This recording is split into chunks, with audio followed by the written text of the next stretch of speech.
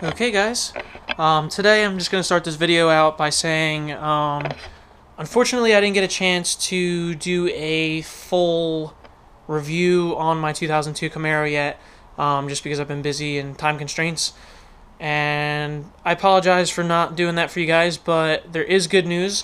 I'm going to be doing a full cam on the car, so for this video I just kind of want to go over what that entails, and kind of make it almost like a guide for if you want to cam your car, this will be helpful. So I'm just going to go over some of the parts that I bought and show you guys, or talk a little bit about why I wanted to cam the car. So first, obviously the most important thing is the cam that I decided to go with is a Texas Speed camshaft. Right there. This one is a 228R 112 LSA cam. It's a good setup for the street. It's not the duration on the lift isn't super long. It's a kind of a mild cam, but it's really good for like if you do any kind of roll racing or running on the street. So basically what I did is I went with this camshaft, and Texas Speed was running a promotion, not a promotion, more of like a sale on the package. So with the package you get that camshaft and these springs, which from what I've read, these are very good springs. So there's the springs real quick. And basically you can upgrade the kit. One of the upgrades that I got is the Melling race oil pump, which just makes sure that the oil pressure is always there when you're in a higher RPM with the cam. Like I said, it's not necessary, but it was one of the options that it was a little bit of extra money, and Melling has a really good reputation, so I went with it. Rollmaster timing chain, which is just another good upgrade. My car only has 30,000 miles on it, and you're kind of supposed to do the timing chain a little bit after that anyway, so I figured you might as well just do the whole setup. Texas Speed push rods, and then this stuff is boring. This is just all the seals and stuff.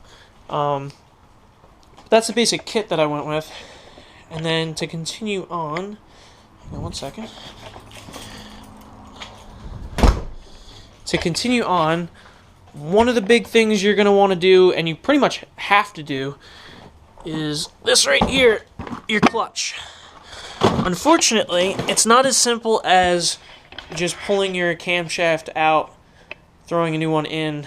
Unfortunately, you have to do supporting mods, which a lot of people don't want to do, but you're going to pay for it in the long run if you don't do this. So you're better off, while you do the cam and the car is already up in the air, you're better off just changing the clutch. I went with a center force clutch that I ordered off of summitracing.com. Summit's a really good website to order from as well. They do free shipping for anything over $100. Center Force had really good ratings for my particular setup with the 02 Camaro. Monster makes a couple good clutches, but Center Force was almost half the price, and they had really good ratings as well, so I went with them. I don't know what the exact serial number is on it. If you guys are really curious, I could take a look at the box later and put it down for you. Also, more supporting mods.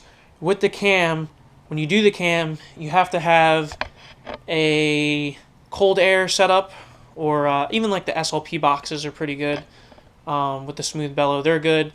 You also want to have the full exhaust on your car, which I have the SLP setup.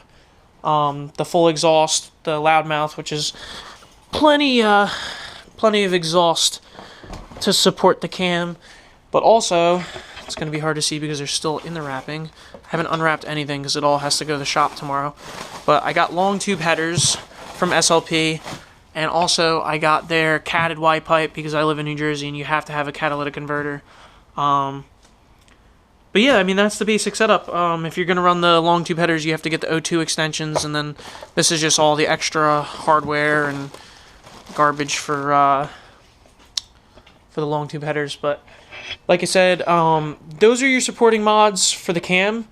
And the last and biggest thing, which obviously I'm sure you've seen it. I mean, sorry, my garage is a mess right now, but this is a 9-inch rear setup on that I have waiting to go in my car. I'm going to do this a little bit later on because the rear end on my car is basically still brand new. My car only has 35,000 miles on it. But the differential that's on the stock car, not that they're bad, they're actually a decent rear end if you're making stock power. If you make anything more than, I don't know, 50 horsepower above what the car was designed from the factory to run with, and you put a sticky tire on the back, like to go to the track, or even if you're really getting on it on the street, you're gonna break the rear end. It's not if you're gonna break the rear end, it's when. So, I bought an S&W setup. This is a pretty crazy setup. I mean, this is a little overdone.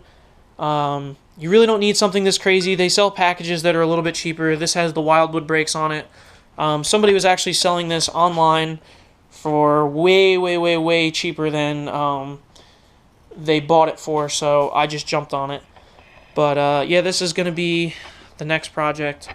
I'm waiting a little bit to do this, saving up a little bit of money because it is an expensive deal to do the rear end because it's a lot of man hours. But like I said, if you do the cam, you might as well do the supporting mods and do it right the first time, because if not, and you're lazy, you're going to pay for it in the end, because the second you put in the cam, if you get on it, your clutch is going to start slipping, and you're going to have to replace the clutch. So you might as well do the clutch while you do it.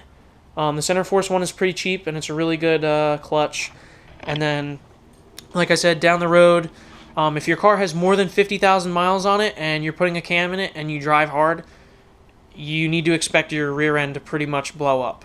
So, go online. The Ford 9-inch setup, or I believe mine is S&W, they make really good rear ends. They are a little bit pricey, but if you blow up the rear end while you're driving down the highway or at the track, it ends up becoming a expensive deal anyway, because then you have to tow the car, and at that point you have to get a new rear end anyway.